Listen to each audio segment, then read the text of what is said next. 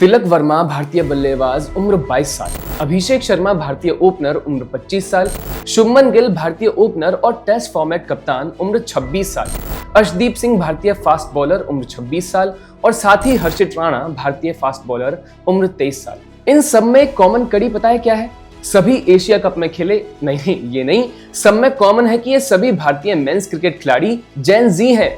आजकल जेन जी शब्द सुनते ही मुझे राहुल गांधी याद आ जाते हैं। ये जेन जी तो छोड़िए, ये मिलीनियल भी नहीं है। 55 साल के राहुल गांधी जनरेशन एक्स से आते हैं, जिसे बेबी बूमर भी कहते हैं। खैर, मुद्दा ये है कि आजकल राहुल गांधी जेन जी इस शब्द से बड़े ऑब्सेस्ड हैं, बड़े बड़े सपने देख चुके हैं, जैसे कि जो नेपाल में हुआ वही भारत में भी होगा। भारत का जेन जी राहुल गांधी के लिए वो कर दिखाएगा जो उनकी पार्टी आज तक उनके लिए नहीं कर पाई है। पर वो गाना तो आपने सुना ही होगा, छन से जो टूटे कोई सपना। हाँ, बस भाई। चलिए इसे एशिया कप और क्रिकेट की नजरिए से देखते हैं। आज के जेन जी मेरे जैसे कई होंगे जिन्होंने कभी क्रिकेट में उतना एग्रेशन नहीं देखा। हाँ, विराट कोहली शुरुआती दिनों में एग्रेसिव थे, लेकिन वो भारत पाकिस्तान के नजरिए से नहीं देखा जा सकता। पहलगाम आतंकवादी हमले के बाद ये पहली बार था जब भारत बनाम पाकिस्तान मैच खेले गए, वो भी एशिया कप के लिए। बायलैटरल तो वर्षों से बंद है। पूरा देश भावावेश था, कोई नाराज, कोई गुस्से में, कोई दुखी, और यही हमारे प्लेयर्स में भी देखने को मिला, खासकर उस जेन जी जनरेशन में जिन्हें भारत के विरुद्ध इस्तेमाल करने के सपने देखे जा रहे हैं। हाथ ना मिलाना, पाकिस्तानी खिलाड़ियों को उन्हीं की भाषा में जवाब देना, मोहसिन नकवी के हाथों से ट्रॉफी ना लेना और साथ ही बिना ट्रॉफी के सेलिब्रेट करना, ये सब जेस्चर्स या गिमिक्स नहीं बल्कि एक स्ट्रॉन्ग मैसेज था। जेंटलमैन गेम है, रूल्स हैं, खेला, लेकिन इसे क्रिकेट डिप्लोमेसी ना समझा जाए। भारत को आपसे कोई लेना देना है ही नहीं, ना हमें आपके इंटीरियर मिनिस्टर, जिन्हें लोग ट्रॉफी चोर भी कहते हैं, उनके हाथ से ट्रॉफी चाहिए, और ना ही हमें अपने गिमिक से कोई मतलब है। लेकिन जरा सोचिए कि अगर भारत में एक स्ट्रॉन्ग पॉलिटिकल माहौल नहीं होता, अगर एक एग्रेसिव प्रोटेक्टिव सरकार नहीं होती, तो क्या अंतरराष्ट्रीय मंच पर हमारे खिलाड़ी ऐसा स्टैंड ले पाते? ये एक ऐसा पहलू है जो ज्यादा डिस्कस नहीं हुआ है, लेकिन राजनीति और खेल दोनों पैरेलल है। सरकार में जो बदलाव होते हैं वो अक्सर ऐसे सिचुएशंस, खासकर पाकिस्तान के खिलाफ, आपको देखने को मिल ही जाएंगे।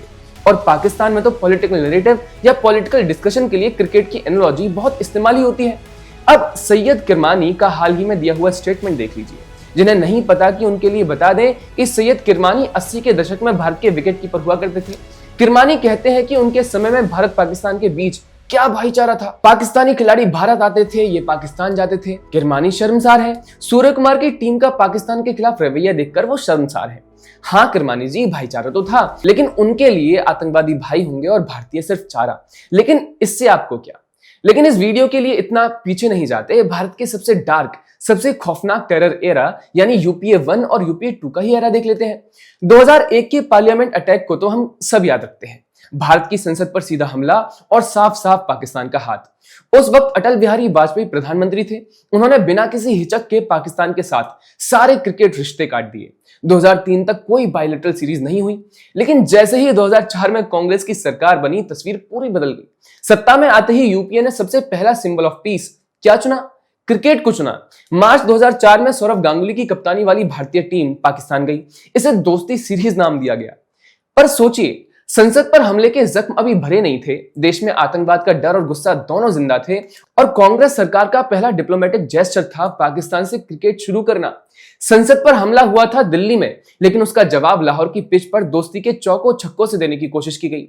वहीं 26 नवंबर 2008 मुंबई, भारत की आर्थिक राजधानी, 4 दिनों तक दहशत के साए में रही। 170 से ज्यादा निर्दोष लोग मारे गए।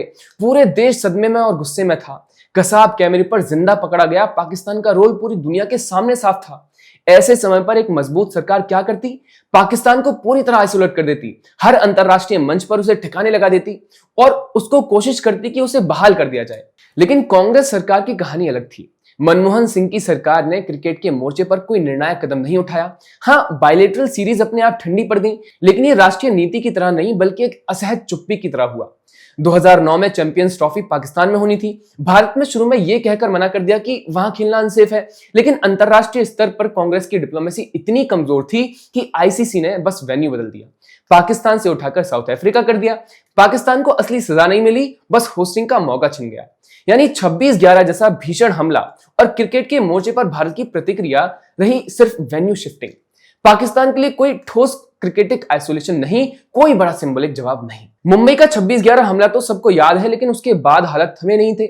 2009 से लेकर के 2011 तक भारत के कई बड़े शहर आतंकी चपेट में आते रहे। पुणे जर्मन बेकरी ब्लास्ट 2010, 17 लोग मारे गए। प्लानिंग 2009 से चल रही थी। वाराणसी ब्लास्ट 2010 में हुआ। गंगा आरती के दौरान निर्दोष श्रद्धालु शिकार बने। पुणे, जम्मू, बेंगलुरु जैसे शहर बार बार छोटे धमाकों से दहलते रहे। दिल्ली हाईकोर्ट ब्लास्ट सितंबर 2011 में हुआ। अदालत के बाहर 15 से ज्यादा लोग मारे गए।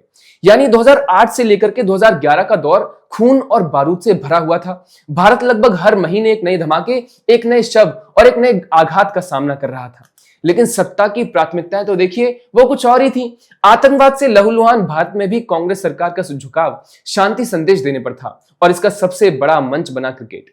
इसी पृष्ठभूमि में आया 30 मार्च 2011 का वर्ल्ड कप सेमीफाइनल, भारत बनाम पाकिस्तान मोहाली। खेल का रोमांच अपनी जगह था, लेकिन उस मैच का असली तमाशा मैदान पर नहीं बल्कि वीआईपी बॉक्स में था। तत्कालीन प्रधानमंत्री मनमोहन सिंह ने पाकिस्तान के प्रधानमंत्री यूसुफ रजा गिलानी को बुलाया। कैमरे पर बार बार उन दोनों को जाते मुस्कुराहटें, तालियां और हाथ मिलाते दृश्य ये सब दिखाए गए, और इसे नाम दिया गया क्रिकेट डिप्लोमेसी। लेकिन सवाल यह था कि जब भारत के शहर एक के बाद एक आतंक से दहल रहे हों, जब देश की अदालत तक सुरक्षित ना हो, तब क्या पाकिस्तान को बुलाकर तालियां बजाना सही संदेश था? मैदान पर सचिन, सहवाग, युवराज और जहीर खान पाकिस्तान को हराने के लिए पसीना बहा रहे थे, लेकिन जनता की आंखें बार बार स्क्रीन पर स्प्लिट होती। एक और खिलाड़ियों की जंग और दूसरी ओर नेताओं की दोस्ती। इस विरोधाभास ने पूरी आयोजन को एक असहज तमाशे में बदल दिया। भारत ने यह मैच जीता, पाकिस्तान हारा, लेकिन आम भारतीय के लिए सवाल यही था कि आखिर जीता कौन? सवाल यह था कि जब हमारे लोग दिल्ली, पुणे, मुंबई में मर रहे थे, तो क्रिकेट सचमुच दोस्ती का पुल बन सकता था क्या? मोहाली का सेमीफाइनल इसलिए इतिहास में सिर्फ एक क्रिकेट मैच नहीं है, ये उस दौर का प्रतीक है जब आतंकवाद के सामने भारत की सरकार ने ताकत की बजाय ताली बजाकर शांति का संदेश देने की कोशिश की। अब ये संदेश यहां थोड़ी ना रुका। दिसंबर 2012 में पूरे 5 साल बाद पाकिस्तान क्रिकेट टीम को भारत बुलाया गया बायलैटरल सीरीज खेलने के लिए। ये कोई छोटी सीरीज नहीं थी, बल्कि पाकिस्तान की भारत यात्रा को कांग्रेस ने बकायदा न्यू बिगनिंग कहा। दिल्ली, चेन्नई, कोलकाता जैसे बड़े शहरों में मैच आयोजित हुए। सुरक्षा एजेंसियां पहले ही पाकिस्तानी प्रायोजित आतंक पर अलर्ट थी, लेकिन सत्ता में बैठे नेताओं के लिए ये सीरीज रिश्तों में नरमी का प्रतीक थी। लेकिन इस सबके बीच सबसे चौंकाने वाली बात उस समय के गृह मंत्री सुशील कुमार शिंदे का बयान था। उन्होंने कहा कि sport should be kept separate from terrorism, मतलब आतंकवाद अपनी जगह लेकिन खेल अपनी जगह। जनता के लिए कथन और यह सीरीज असहज थी। जिन शहरों में हाल ही में धमाके हुए थे, वहीं पाकिस्तान की टीम तालियां और स्वागत के बीच खेल रही थी। क्रिकेट स्टेडियम में मैच जरूर हुआ, लेकिन दर्शकों के दिमाग में सवाल यही गूंजता रहा कि क्या हम आतंकवाद और खेल को वाकई अलग अलग रख सकते हैं? दोस्तों, ये सीरीज इस बात का प्रतीक बन गई कि कांग्रेस की प्राथमिकता आतंक पर कड़ा रुख अपनाना नहीं था। उसके लिए क्रिकेट एक पीस ब्रिज था, भले ही उस पुल की नींव खून और बारूद पर ही क्यों ना रखी गई हो। घोटालों के बीच जुलाई 2013 में भारत और पाकिस्तान क्रिकेट बोर्डों के बीच एक एमओयू साइन किया गया, जिसके तहत 2014 से लेकर के 2023 तक 6 बायलैटरल सीरीज खेलने का खाका तैयार किया गया। यह करार उस समय की कांग्रेस सरकार की मौन सहमति से हुआ था, क्योंकि विदेश नीति के स्तर पर भी नॉर्मलसी का माहौल बनाए रखने की कोशिश की जा रही थी। लेकिन ध्यान देने वाली बात यह है कि उसी साल जनवरी में पाकिस्तान ने नियंत्रण रेखा पर भारतीय सैनिकों के शवों के साथ बर्बरता की थी। फिर भी सीरीज की योजनाएं आगे बढ़ती रही। जनता के लिए यह और भी चुभने वाली बात थी कि जब सीमा पर खून बह रहा था, तब कागज पर क्रिकेट की दोस्ती लिखी जा रही थी। खैर, 2014 में सत्ता बदलते ही एक नया दौर शुरू हुआ। कांग्रेस के समय की झिझक, चुप्पी और खेल को आतंक से अलग रखने की नीति अचानक से पलट गई। नरेंद्र मोदी की सरकार ने साफ घोषणा कर दी कि जब तक पाकिस्तान आतंकवाद की फैक्ट्री चला रहा है, तब तक क्रिकेट भी उसके साथ संभव नहीं है। यानी 2004 से लेकर के 2013 तक जो कांग्रेस पाकिस्तान के साथ सीरीज द सीरीज नॉर्मलसी की कोशिश करती रही, मोदी सरकार ने उसी धारा को पलट दिया। Zero bilateral cricket. 2014 से आज तक भारत और पाकिस्तान के बीच कोई बायलैटरल क्रिकेट सीरीज नहीं खेली गई है। 2016 उरी अटैक, सेना पर हमला हुआ और इसके बाद सरकार ने बीसीसीआई को साफ संकेत दिया कि पाकिस्तान को किसी भी तरह का क्रिकेटिंग मंच ना दिया जाए। एशिया कप की मेजबानी का समीकरण भी भारत के दबाव में बदला था। 2019 पुलवामा अटैक, 40 जवान शहीद हुए। भारत ने पाकिस्तान को अंतरराष्ट्रीय स्तर पर आइसोलेट करने का अभियान चलाया। बीसीसीआई ने आईसीसी से कहा कि पाकिस्तान को टूर्नामेंट से बाहर किया जाए, और वर्ल्ड कप 2019 के दौरान भारत पाकिस्तान मैच को लेकर आधिकारिक बॉयकॉट की मांग तक उठी। 2023 एशिया कप में पाकिस्तान को मेजबान बनाया गया, लेकिन भारत ने साफ कर दिया कि हम पाकिस्तान की जमीन पर खेलेंगे ही नहीं। मजबूर होकर एशिया कप हाइब्रिड मॉडल में खेला गया। आधे मैच श्रीलंका शिफ्ट हुए। यह मोदी सरकार की राजनीतिक दबाव की नीति थी। 2025 एशिया कप वही पैटर्न जारी रहा। भारत फिर अपने टर्म्स पर खेला। ट्रॉफी सेरेमनी में पाकिस्तान के इंटीरियर मिनिस्टर मोहसिन नकवी के हाथ से ट्रॉफी लेने से भी खिलाड़ियों ने साफ इनकार कर दिया। सेलिब्रेशन बिना ट्रॉफी के हुआ, लेकिन मैसेज ट्रॉफी से कहीं बड़ा था। सरकार की नीतियों का असर मैदान पर भी साफ दिखा। कांग्रेस के दौर में खिलाड़ी हैंडशेक और फोर्स स्माइल में बने रहते थे। हर सीरीज शांति और दोस्ती के नैरेटिव में पेश की जाती थी। लेकिन मोदी के दौर में खिलाड़ी उसी राजनीतिक स्माइल को मैदान पर लेकर के आए। हैंडशेक से इनकार, ट्रॉफी लेने से इनकार, बॉडी लैंग्वेज में ठंडापन और खेल में एग्रेशन, ये सब जेस्चर्स महज गिमिक्स नहीं थे। ये वही मिरर इमेज था जो दिल्ली की राजनीति ने दुबई और श्रीलंका के मैदानों पर पहुंचाया था। अब असली फर्क इसमें यह था कि कांग्रेस के दौर में गेंद हमेशा सीमा से बाहर जाती थी। पाकिस्तान को क्रिकेट के जरिए लेजिटिमेसी दे दी जाती थी। मोदी के दौर में गेंद सीधा पाकिस्तान के विकेट पर लगती है। क्रिकेट भी वही नैरेटिव दोहराता है जो सरकारी कूटनीति में करती है। बातचीत आतंकवाद बंद होने के बाद ही होगी। आखिर में सवाल सिर्फ क्रिकेट का नहीं है, सवाल इस बात का भी है कि देश की राजनीति कैसी है। जब सरकार की रीढ़ मजबूत होती है तो खिलाड़ी भी सिर ऊंचा करके खेलते हैं।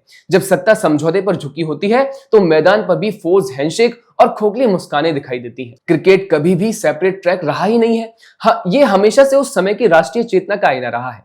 2004 में जब कांग्रेस ने पाकिस्तान से दोस्ती सीरीज खेली तो वो उनकी कूटनीति का विस्तार था। 2011 मोहाली में तालियां बजती रहीं तो वो भी सरकार की कमजोरी का प्रतीक था। और आज 2025 में जब खिलाड़ी ट्रॉफी तक ठुकरा देते हैं तो वो भी दिल्ली की स्पाइन का सीधा प्रतिबिंब है। यही असली फर्क है। खेल और सत्ता दोनों में एक ही सूत्र काम करता है, पहले राष्ट्र फिर बाकी सब। जब राष्ट्रभक्ति सबसे ऊपर होती है तब नीतियां भी कठोर होती हैं और खेल भी। इसलिए मोहाली की तालियां हो या एशिया कप 2025 का ट्रॉफी बॉयकॉट, ये सब हमें बार बार यही सिखाता है कि क्रिकेट सिर्फ बल्ले और गेंद का खेल नहीं है। ये उस दौर की राजनीतिक आत्मा और आईना है। और आत्मा मजबूत हो तो मैदान भी मजबूत दिखता है। और जेनजी प्लेयर्स तो केवल सोने पर सुहागा है। खैर, आपका इस विषय पर क्या ख्याल है हमें कमेंट्स में जरूर बताइएगा। वीडियो पसंद आए तो लाइक, शेयर और सब्सक्राइब करिएगा। जुड़े रहिए पैम्फलेट के साथ। नमस्कार।